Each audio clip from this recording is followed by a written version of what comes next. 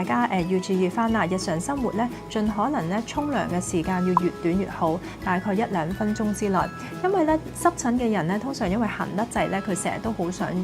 沖水咧嚟到令到自己痕癢嘅感覺可以消除嘅。咁但係咧呢個正正咧亦都係令到咧佢特別痕嘅原因嘅。因為通常咧你水打落皮膚嘅時候，角質層膨脹，你有一段時間你會舒服啲。但係沖完涼之後咧，因為水分揮發會快啊，咁佢仲會令到咧皮膚更加乾一啲。所以大家都要特別留意翻咧，沖涼嘅時候咧，盡量即係可以嘅話咧，就1-2分鐘之內就沖好啦。咁仲有梘液咧，亦都唔可以用咁多。無論係坊間所講話咩濕疹嘅人要梘液啊，或者係沐浴液嘅話咧，盡可能咧淨係搽腋下同埋下身位呢啲比較流汗多嘅位置，其他嘅位置咧盡量都唔好搽，因為呢啲咧都會令到咧嗰個皮膚嘅脂膜咧會受損。咁皮膚咧如果越沖洗多嘅話咧，反而會令到咧皮損更加嚴重嘅。